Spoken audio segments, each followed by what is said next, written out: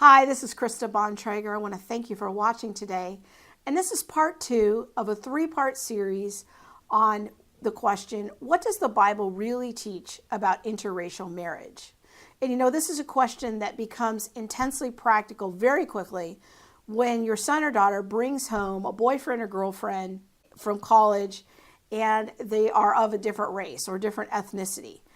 We're going to talk about that. Now, in part 1 of this series, I briefly summarized the historical background in America related to interracial marriage, as well as offered some basic definitions. I am now going to begin to outline the biblical case for 2 current Christian positions related to interracial marriage. First, I am going to outline the major features of a view called kinism, which is a view that believes that God intended for the races to remain separate and pure, therefore prohibiting any kind of interracial marriage.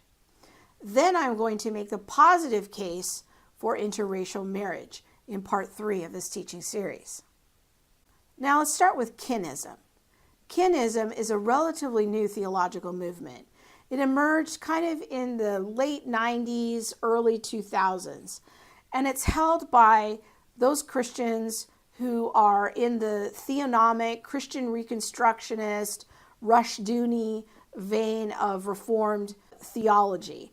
Now, I want to make clear, most Reformed and Presbyterian Christians renounce kinism. I attended a few Reformed churches during my stint in the 90s and early 2000s in the Reformed tradition, and I never met anyone who had this view. But I do know that they are out there. Now, again, a brief look at kinism, if I were to summarize it, it's the idea that God ordained families to be of the same race. In other words, people should marry according to their own kind, whites with whites, blacks with blacks, etc. Kinists basically use 3 key texts to support their view. And we're going to look at those right now.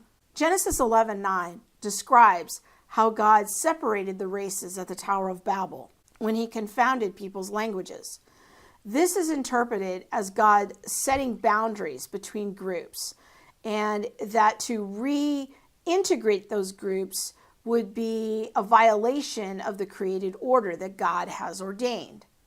From there, kinists frequently put forth Genesis 1:25 as supporting their view, namely that God made the beasts of the earth after their kind. The argument here is that the divine order of things in creation is that things ought to mate or procreate according to their own kind.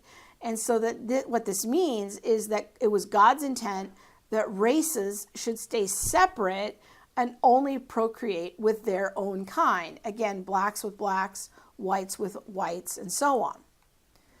Now, the problem, of course, is that there's nothing in Genesis 1:25 or even in the near context about kinds as referring to different races within the human race. It's simply stating that animals ought to procreate within their own species.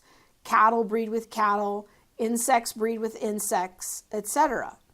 But given that all the races fall within the species of being Homo sapiens sapiens, it's hard to see, for me, how this verse could be applied as a prohibition against interracial marriage between humans. Now, the third plank in the kinist theology is Leviticus 19:19. So let's look at that verse real quick. Keep my decrees, do not mate different kinds of animals, do not plant your field with 2 kinds of seed, do not wear clothing of 2 kinds of material. This verse is interpreted by kinist proponents to lay down kind of a universal principle that there must be no hybrids in creation.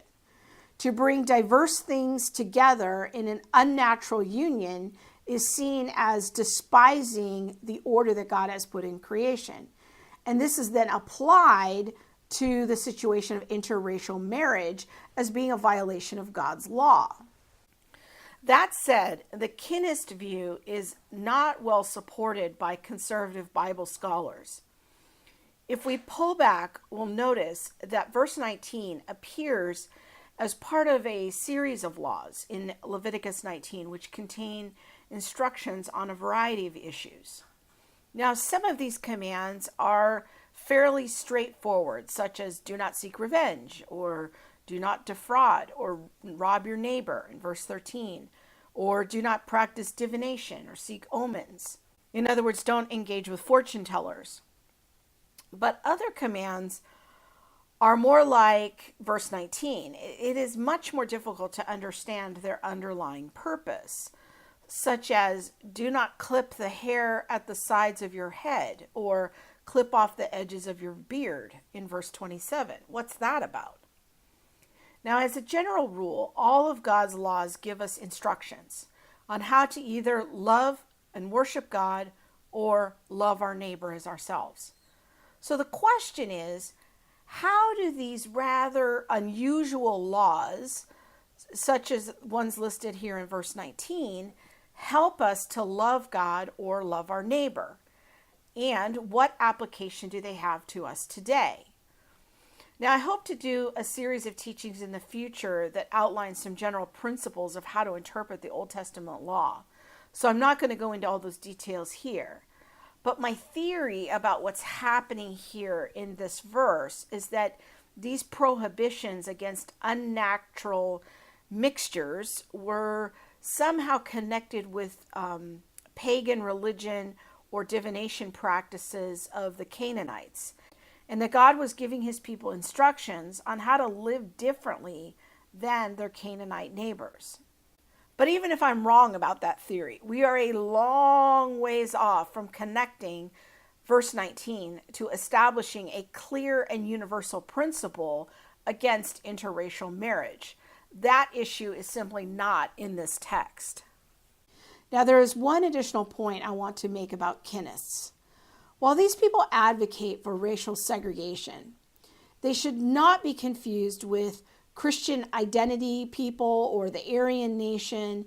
Kinists do not generally promote hatred or violence toward other races, since they teach that salvation is available to all human beings. They should also be distinguished from the Anglo-Israelists. Kinists do not believe that Israel's true descendants are the British or American people. Now, as you can probably tell, I don't find kinism to be very persuasive.